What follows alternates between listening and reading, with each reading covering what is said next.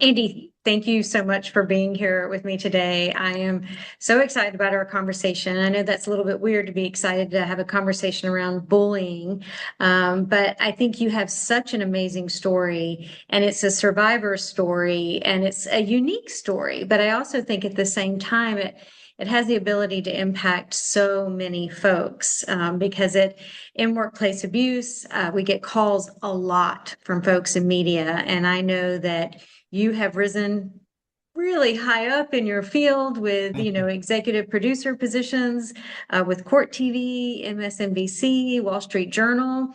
And yet, throughout all of that, what looks so amazing from the outside is that privately, you kind of went through a very, very different experience. And so, Annie Regal, I don't know if you want to add anything to that, but you want to add anything about yourself? Sure, a number of things, and thank you, Kim. It's a privilege to be here and talk about this issue with you.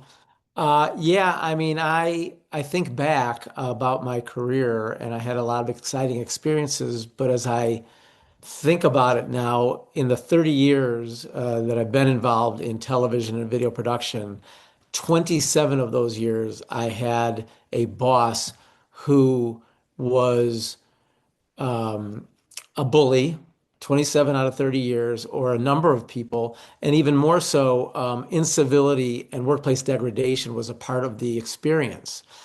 And I thought that, look, I asked for it. I grew up in Chicago. I came to New York for a television job.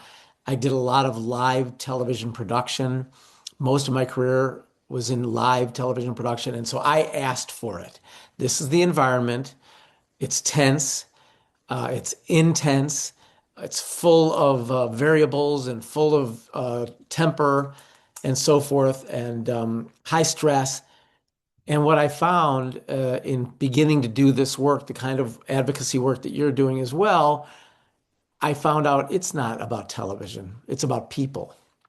And, Absolutely. and it's And certainly, yeah. yeah, and I wanted to just kind of get your thoughts a little bit because, like, I know I hear from a lot of young people in media. My daughter even talks about potentially going in media, and I think people have this rosy kind of glow to this. I mean, you went to college and studied medium and journalism. Did you think, like, when you talk about I earned this or this is part of the environment, did you know that when you started out? No, not at all. It's a great question. And I would never discourage anybody being in the media, and it's so much bigger now with the internet and digital and AI. In fact, my son is a broadcast journalism major. So, no, I didn't expect it because I was never bullied as a young person. And that's not to say that there's necessarily a nexus or a correlation between being bullied as a young person and being bullied in the workplace. That can be a factor. It's not necessarily so. What I would say, though, is I never got bullied as a young person and so had no expectation. And what I think many of us think about is that if we do the right things, do unto others, we were brought up that way. And I did the right things as a young person, as a teenager, as a young adult. I worked hard. I played by the rules. I was devoted, dedicated, the hardest working in everything I did. And so people treated me well throughout my childhood and my young adulthood. But in the workplace, unfortunately, that's a bit of a naive perspective. It's just not the same. It doesn't matter that, in fact, most of us, and you know this as well as anyone, most of the people who are bullied are the most devoted people, are the most productive, the most loyal because they care. If you don't care about your job, you're not going to be really care if the bully boss yells at you or is mean to you or ostrich. You're not really going to care that much if you're showing up late to Yeah, you work. can be better at your job too, right? People who really care tend to outperform, and sometimes that can be very threatening for insecure people who don't. Yeah, the lesser employees, the ones that come in late, don't do great assignments, aren't ambitious, the boss isn't going to focus on them. To your point, they're not a threat or whatever it is. And I talk a lot about, and you and I have talked about this. I don't spend a lot of time trying to diagnose why bullies bully. There's plenty of psychoanalysts that can do that, neuropsychologists perhaps. It doesn't really matter so much why they do it, but they do it to the best people usually, because those are the people that they Absolutely. feel are getting too much of the acclaim or aren't following their lead, or if they're bullies, they know that we don't like that and approve of it. And that's when we become targeted. You also mentioned too, incivility and bullying. How would you distinguish between those two things? Yeah, uh, I write a lot about this because there is that spectrum, right? And look, myself included, when I talk to people about the work that I'm doing, they can't wait to tell me, "Oh, you can't believe what happened to me." Everybody seems to have a story, and an unfortunate story, but it is along the spectrum. And I often feel like I wonder if people, as I'm telling them the story, are thinking to themselves, oh, he must have done something wrong, or he must have made a mistake, or he must have been insubordinate, or something along those lines. And you know what? It's not true. It's not true. And I write defensively in my book. I show one of the reviews I got from my boss shortly before I lost my job, and it was uh, a 4.5, exceeds expectations. So, Yeah. uh, but to your point directly, there are such things as chastising people, harshly criticizing them when it's not warranted. The kind of what we talk about, the 1,000 cuts, the little things, interrupting people. I had even not necessarily a bully boss, but he was the editor in chief. And as I was talking, he'd be looking at his watch. I'd be presenting, little things to say, you don't matter. And especially when you're feeling insecure, those things matter a lot. And so that's on the one end. I might even talk about sarcasm, right? This is a long story. I'll truncate it for you, Kim.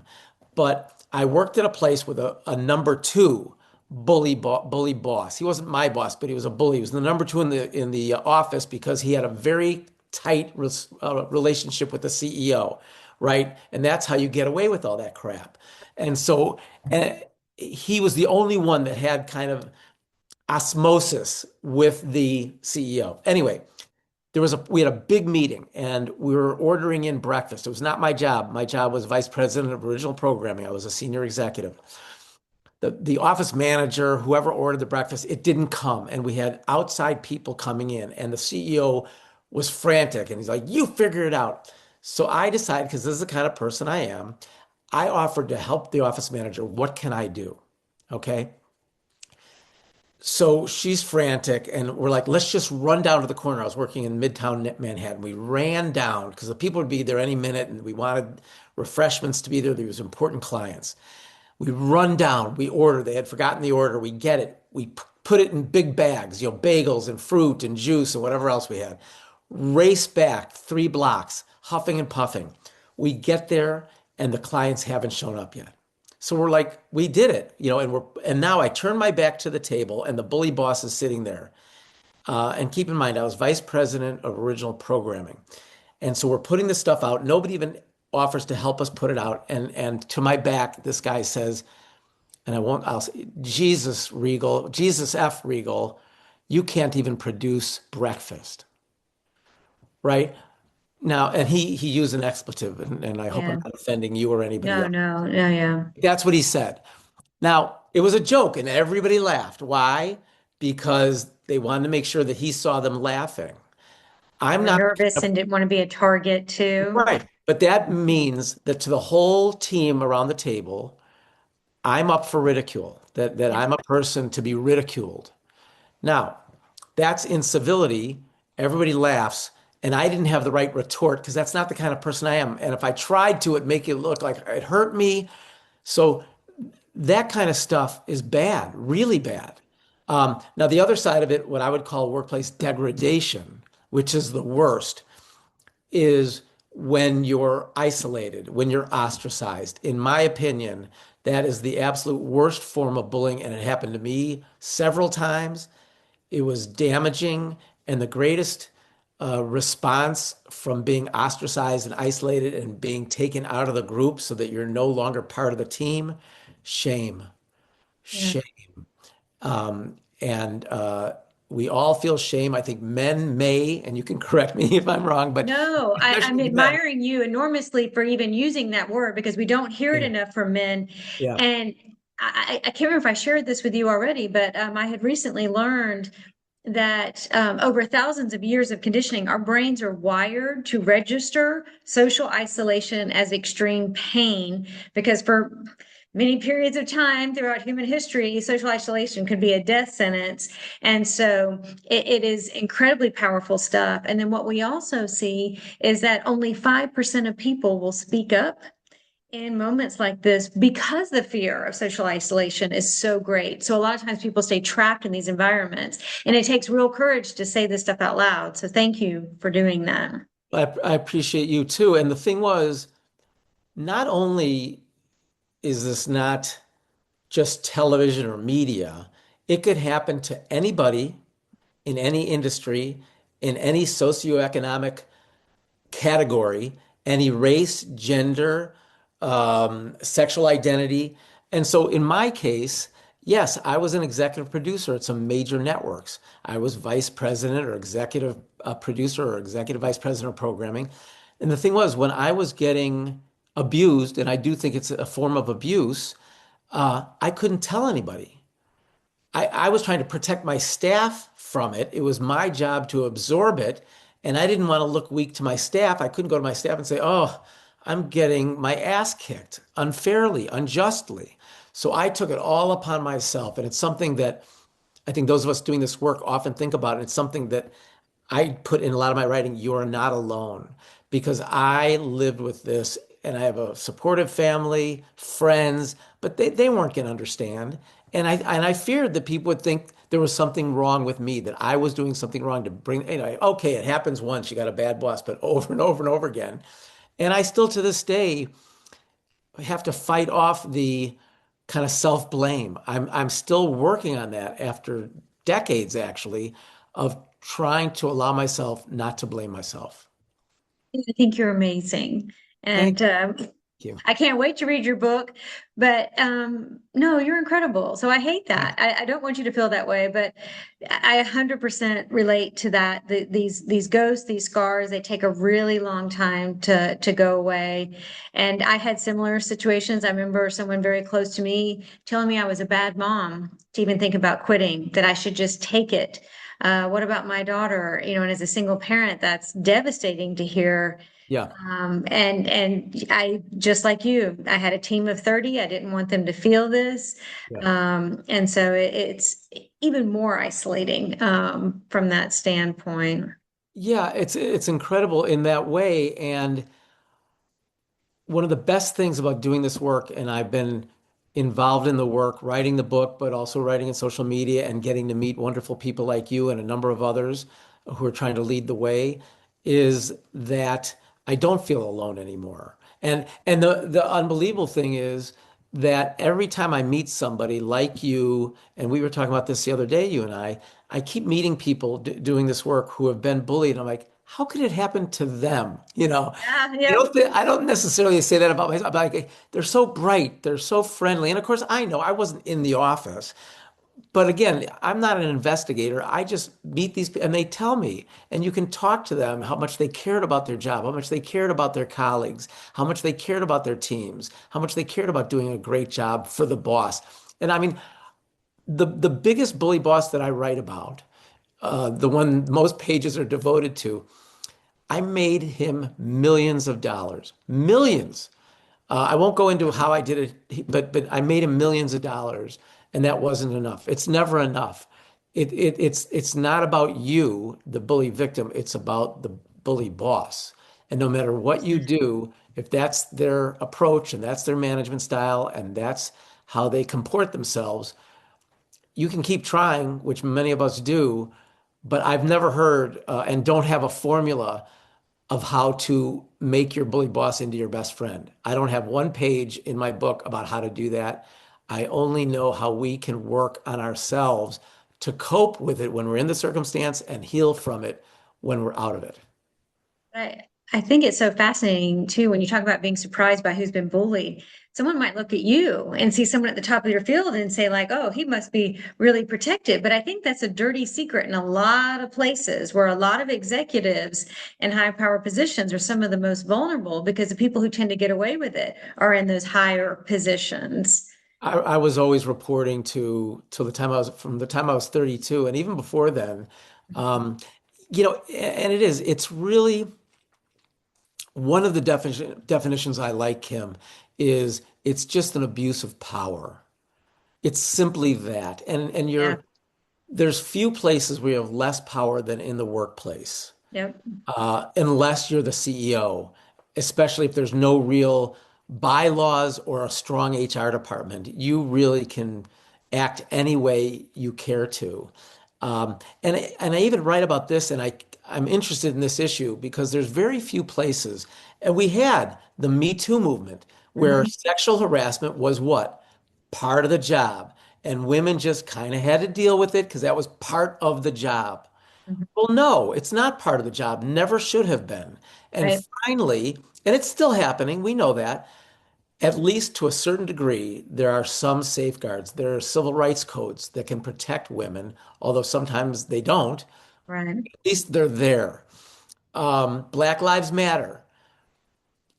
And I'm not political, and bullying is not a political issue, but there was a thing where police brutality was something that was just people had to accept, and now we don't.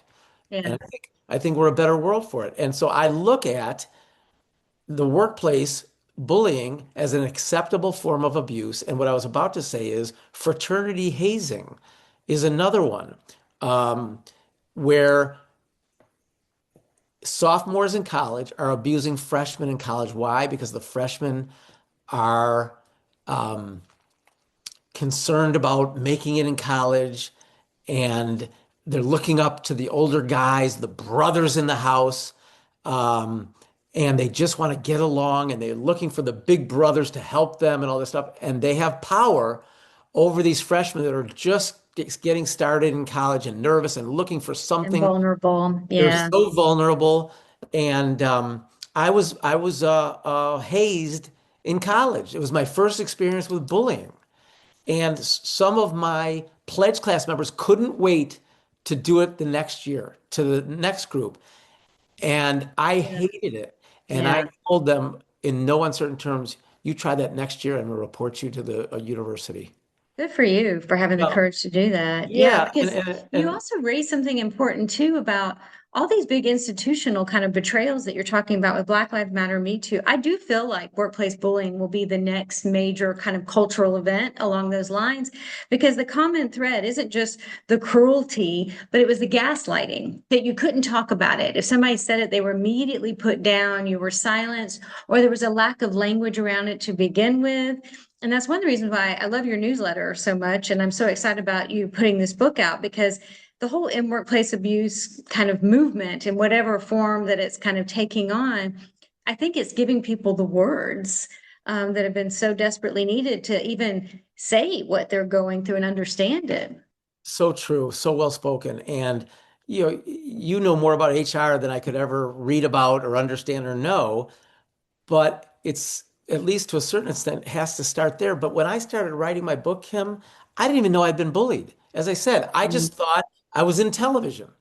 And then I did more research, and we have to give, and yours is an incredible story about a person in HR who was bullied, the head of HR. Yeah.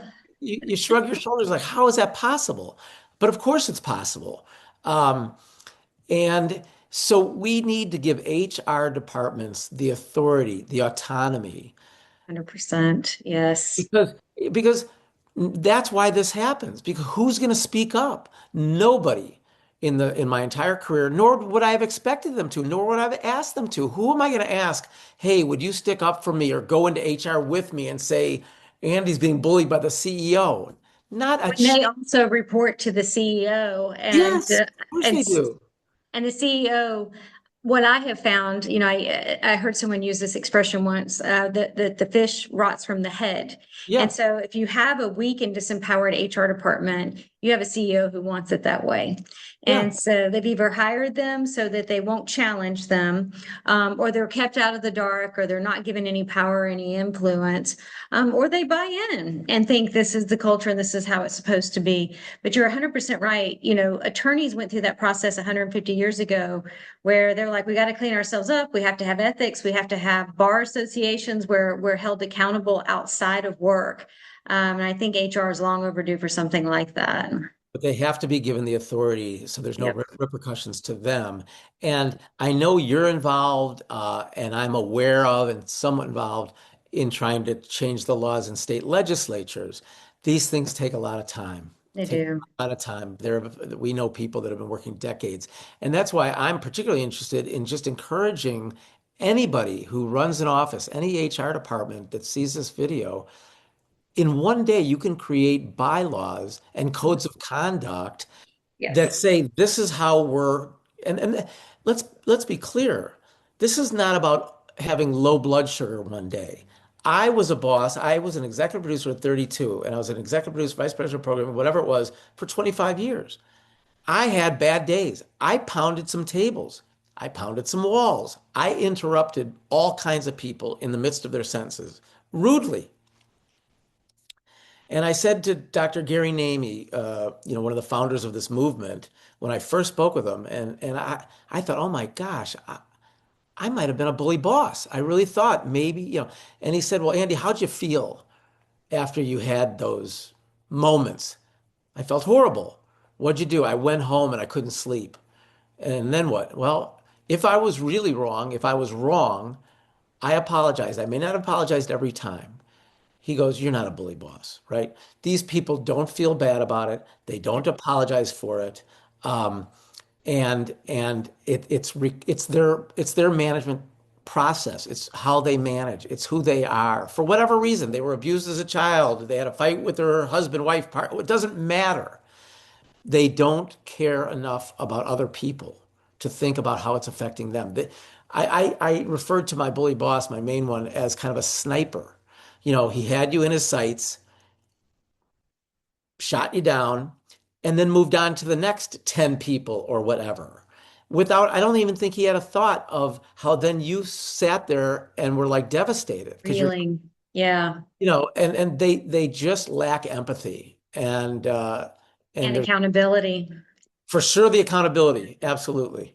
Yeah. Yeah, and I think that's why it's so important. I'm seeing so many incredible little movements pop up.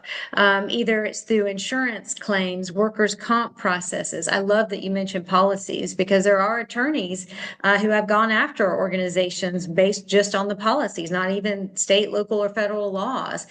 So sometimes there can be more protections than we realize, but your employer is never going to tell you. So Yeah. it's hard to get Well, that information. sometimes we get to see this, and the thing that's so insidious about workplace bullying is it happens behind office doors. Now, Hmm. if bullying happens, and sometimes we read about it on Broadway, or Yes. film Yeah. set amongst celebrities, Mhm. it might make headlines. But we don't, it's happening at this moment in thousands of offices all Yep. over the country, all over the world. I want to give you a quick example, if I may. We see it in sports sometimes Hmm. because there's cameras. This just happened a few days ago. A football player, and I'll try to explain it if you're not a big football fan, or Good, because I'm not. Yeah. okay, I'll make it simple. A Hmm. football player was running for a touchdown. He was in the clear. Right as he got to the goal line where he'd score the touchdown, he kind of put the ball down nonchalantly, like, oh, I made it. I scored a touchdown. But he did it before he crossed the goal line. Is about the dumbest mistake you could make. Yeah. All you could do is hold on. There was nobody near him. And so Yeah. there was no touchdown. It was a huge, and they ended up losing the game because of it. Oh. So the cameras go to the sideline, and the coach is absolutely berating the Mhm. player, screaming at him. Now, this is an egregious error. I don't think in the history of my career I ever made an egregious error like that. But let's even, okay, he's screaming at him for all the cameras and hundreds of thousands, million people to see. The next day, the coach publicly apologized to the player, to all the fans, to all his teammates. He said, that's not me. In the moment, I made a mistake. I apologize, and I apologize to the player. And I respect that. In the moment, we can all act egregiously. But he apologized publicly, he apologized privately, and I believe that it was a very honest apology and not the way he coaches. But the thing I wanted to mention about that is in the analysis, the people that I saw said, you know what? he realizes that that's not really him. And he needs to make everyone aware that that's not acceptable and it's not allowable. And you can't act that way. And that is a great message to anyone who may see that in any boss. But the point is that any boss that acts that way regularly just doesn't care. And the main point I want everyone to remember is the boss is acting that way for themselves, for himself, for herself. They're doing what they need at the moment. They're angry, they're frustrated, they're pissed off. What for whatever reason, it might, in that case, the guy made a bad mistake. In the case of many of us, it's because they're feeling pressure or whatever. So they're taking care of themselves in the moment by letting it all out to the detriment of their employees. And that's just horrible management, horrible for the employees and horrible for the business. And it kind of rolls downhill, a lot of times, I always talk about that. If you've got a bad culture, you really have to look at the CEO, either from the standpoint that, they're either engaged in these behaviors or they're co-signing on these behaviors by letting people right in front of them do these things. And then we also see the ripple effect of folks will break under that pressure. It's, if you're constantly exposed to that cruelty, it becomes a double whammy. One, it's like this is a space where that behavior is accepted and okay. And two, it's almost you can't take it anymore. And then you kind of get into these places where you may not be showing up the way you'd like to or you normally would. Yeah, and let's even say, okay, they don't care about their employees. They just care about making money for themselves. Mm.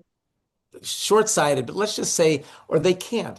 All you have to do is look at the data. MIT Sloan, the business school at MIT, did a survey and a study recently that estimated that $300 billion are lost by virtue of workplace bullying and incivility. Why? And you know this better than anybody, better than I. Retention. You lose good people, or you get rid of good people. Either they leave or you get Mm. rid of them. And then you have to hire someone new. You have to hire a firm or all your HR people's time and money spent and you end up oftentimes hiring somebody for more money. Uh, Hmm. your insurance premiums go up because of people aren't coming to work because, and I've talked to so many people, you probably have too, who've told me they cried on the way to work. Can you Yep. imagine? They cried on the way to work. And those are the hardworking people who go. Yeah. Many others just can't do it and stay home. What's the cost there, literal and figurative? So there's no humane case for bullying. No. Nobody's, Yeah. and I often say in the history of work, no one's ever asked to be mistreated. Never, Yeah. not once. Um, Yeah. and it's horrible for the business. There's just no business case. And I write too about I was built Bob Knight. He was a very famous basketball coach, college basketball coach for many, many years in the 70s, 80s, and 90s. He was renowned as a bully, and it was acceptable. They kept giving him more chances, more chances, more chances. And you never heard any of his players saying, "Oh yeah, I did much better after he berated me," which he did. But he did that to presidents of universities, referees, players, and he was a great coach. He won national championships, no question. But I don't know that there's any data that would suggest that his players played a lot better because he was screaming at them. It They're never, having to overcome that in order to perform. And so it's kind of a testament to them too. Because you're yeah, right, it not only are the turnover costs, they can be incredibly high, but there's also, we have so many people who go out on FMLA and it's just stress. And a lot of people, we call it presenteeism. So they're there, but they're reeling. They can't focus because they've just been humiliated. And it's not like people skip on down the hall and go be very productive for the rest of the day. Most of them are sitting at their computer trying to unpack what's happened. It can be paralyzing. Yeah, so much damage in terms of productivity, incredible amounts. and we know people, we've been talking about kind of maybe the lesser part of the incivility, the sarcasm and the things like that, or the criticism that's not warranted. But you and I both know people that have ended up in the hospital Yep. due to this, uh, hyper anxiety, high blood pressure. I had digestive problems. I had recurring nightmares. I was on anxiety medication. Um, and again, I'm embarrassed to say this, but I say it. I had suicidal ideation. I never ever. It was just in my head, Right. kind of stuff. I never was going to act on it. I was never even close to that, but that happens. You feel so bad, you're depressed, you feel bad about yourself. And I've also talked to a number of people who were suicidal. Yeah. I don't counsel or coach those kind of people because I'm not a trauma therapist, but I've talked to a number of people who got to that point because they felt just so betrayed and beaten down and had no self-worth by virtue of what was happening to them in the workplace. I'm so glad you raised that point too, because I always say that like workplace abuse isn't invisible. It shows up as cancer. It shows up as, Yes. and there are now studies showing that it's more attempted suicide and successful or completed suicide among folks who have been abused at work. Because when our lives are in our jobs are in danger, our whole life is in danger. It has impacts on everything. But higher rates of financial ruin, higher rates of families being broken apart. Like there's so many things that devastate communities. And then you're also seeing doctors coming out tying things specifically to breast cancer and other types of cancer. And then even the brain scans. Dr. Jen Frazier has done incredible work showing scars are left on the brain, that the brain of a workplace bullying victim is very similar to that of a combat veteran. I mean, so these are not small things at all. Well, was when it was suggested to me, and again, I was a little embarrassed by this. And yes, Dr. Jen Frazier is doing the best work in this regard, and she's taught me a lot about how the plasticity of the brain and how Mhm. it changes by virtue of, when things are going well and you're learning, and your brain kind of expands and is damaged when these things happen. Yeah. That it can and does affect your brain and your brain function and your ability to function. I'll give you a quick TV story. So I was working probably the worst job I ever had overall. I worked on I don't know if you know who Dr. Phil is. He has a very popular kind of a Yeah. psychology show. Okay. Yeah. So I was working on a show that was very similar to that, with a psychologist, and the whole idea of the show was supposed to be empathy. And Mhm. I'm big on empathy. So I'm like, this is great because these shows are very paternalistic and they kind of scold the people